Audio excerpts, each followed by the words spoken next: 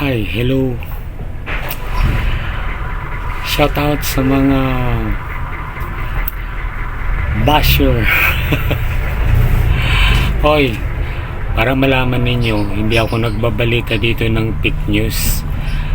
Ang akin pong binabalita dito ay base po sa aking napapanood sa mga social media. Hindi po ako gumagawa-gawa ng fake news para malaman nyo. Kayong mga observer, kayong mga bashers, sige lang, i-bash nyo lang ako ng i-bash.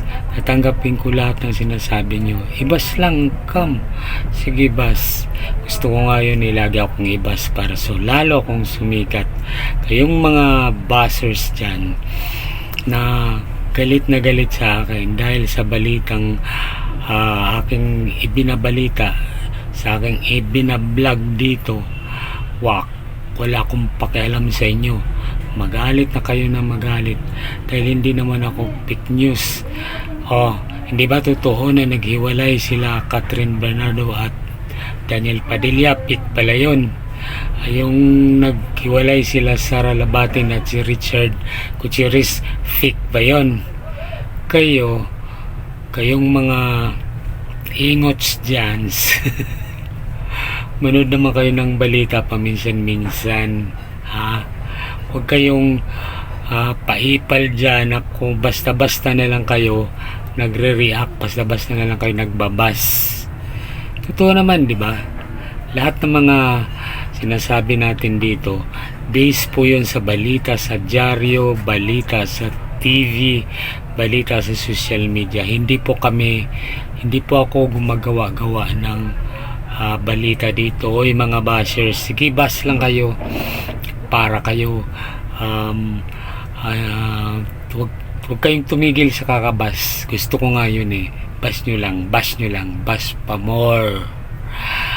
At mga kaibigan doon, sa mga kaibigan ko na naniniwala sa akin at saka mga bashers, alam nyo po, meron na namang balita ngayon tungkol sa kumakalat na balitang politika po tayo, ha. Si Sara Duterte po ay binabalak nila sa Kongreso na pailan daw ng impeachment complaint. Pero paano nila, anong ground? Kasi mga kaibigan, dahil nga sa yung intelligent funds na binigay ng Kongreso kay Inday Sara, kini-question nila na sa ilang araw lang daw naubos yung pera. Ano yung gagawin ni Sara dyan sa pera? Ilalagay niya sa bangko niya? Ilalagay niya sa bulsa niya? Siyempre, kaya nga intelligent funds yan.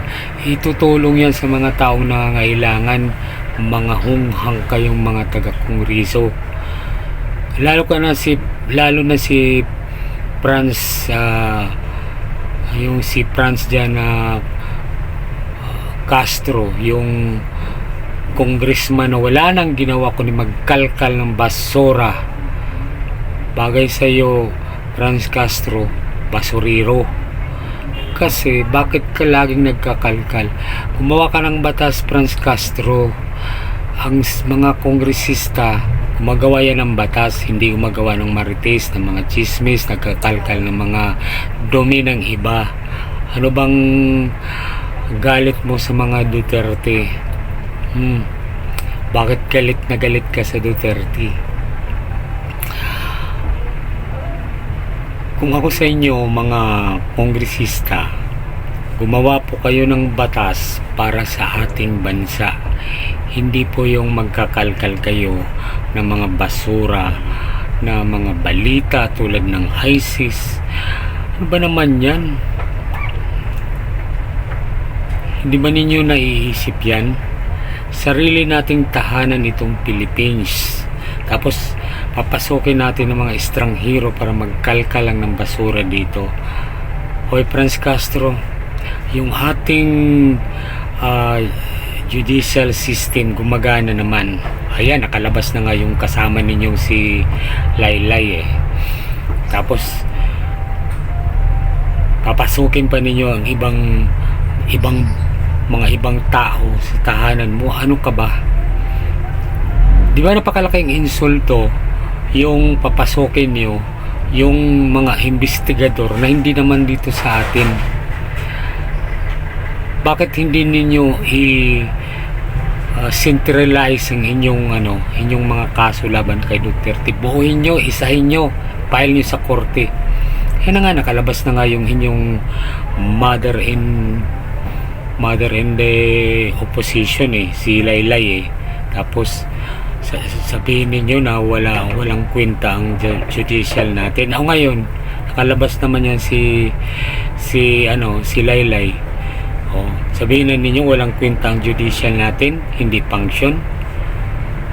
Masyado kayong emotional sa inyong sarili, makasarili kayo mga kongresista. Isipin nyo na naman sana ang kapakanan ng bayan, hindi ang inyong sariling ambisyon. Papailan ninyo ng impeachment si Inday Sara. Anong ground?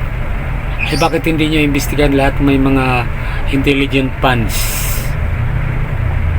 Kabuti na lang at hindi na i-give up na ni Inday Sara ang intelligent funds. Sa inyo na, loklokin na ninyo.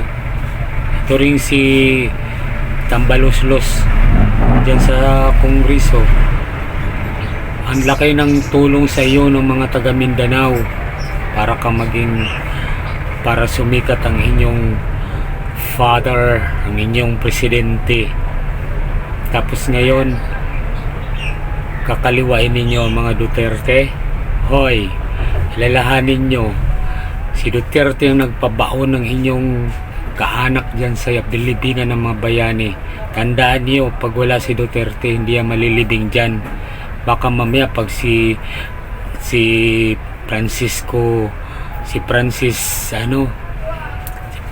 na asawa ni Xiaowi, pag yan ay nakabalik, kalkalin yung inyong lahi dyan. Baka tanggalin na naman yan sa maghukay kayo dyan. Kaya sana isipin ninyong maigi na hindi lahat ng panahon nandiyan kayo sa politika. Pwede kayong matanggal, matalo, palit-palit lang dyan. Kaya hindi lahat ng panahon ninyo, hindi wither lang. Kaya kayo, Romualdez, manindigan ka na ikaw ay isang tunay na lingkod bayan. Hindi ang layo-layo pa po ng presidential election, nag-aambisyon na kayo.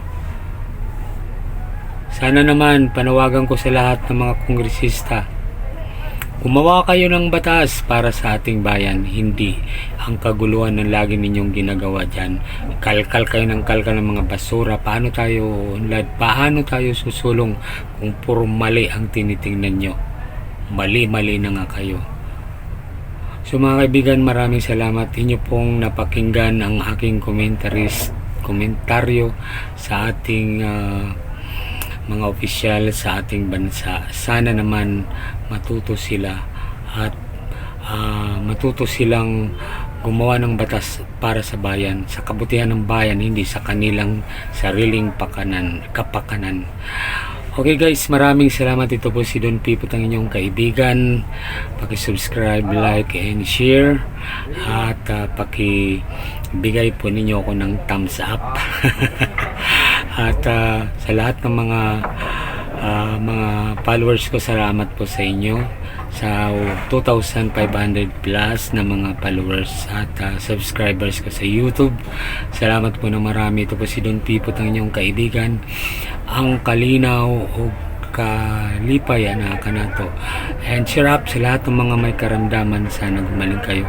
Just pray us to our Lord for your healing. Sa lahat ng mga buzzers, continue to buzz me. I like it. I like it. Thank you sa buzzing.